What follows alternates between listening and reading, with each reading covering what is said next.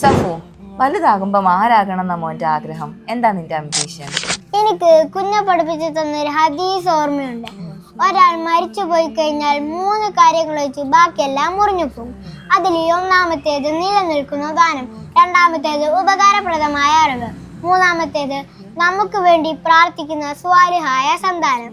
അതല്ലാതെ മറ്റൊന്നും നമ്മൾ മരിച്ചു പോയി കഴിഞ്ഞാൽ കിട്ടില്ലല്ലോ. അതുകൊണ്ട് എനിക്ക് അതിനകത്തൊരു സ്ട്രൈക്കായ ഒരു കാര്യം ഉപകാരപ്രദമായ അറിവാണ്. കാരണം നമ്മൾ പഠിക്കുകയും മറ്റുള്ളവർക്ക് പഠിപ്പിച്ചു കൊടുക്കുകയും ചെയ്താൽ കണക്കില്ലാത്ത പ്രതിഫലം കിട്ടുമല്ലോ.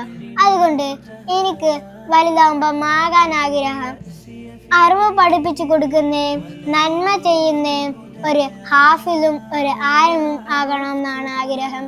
ഇൻഷാ അല്ലാഹ്, അല്ലാഹു തൗഫീഖ് നൽകട്ടെ. ആമീൻ. നോക്കൂ സഹോദരിമാരെ, നമ്മുടെ മക്കൾ വളരെ ചെറിയ പ്രായത്തിൽ തന്നെ നല്ല ലക്ഷ്യബോധമുള്ള സ്വാലിഹീങ്ങളായ മക്കളായി വളരുവാൻ ആഗ്രഹിക്കാത്തവർ ആരാണുള്ളത് അല്ലേ?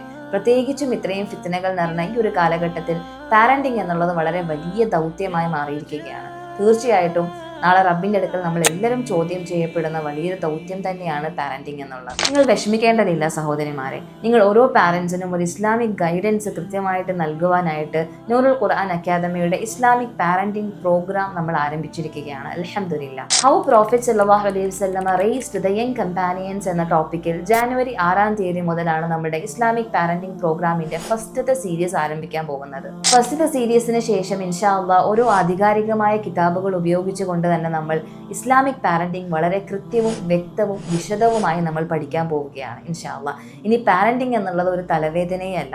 ഓർക്കുക, മാതാവിന്റെ മടിത്തട്ടാണ് മക്കളുടെ ആദ്യ മദ്രസ. നമുക്ക് ഒരുമിച്ച് പരിശ്രമിക്കാം സഹോദരിമാരെ. നിങ്ങൾ തയ്യാറല്ലേ?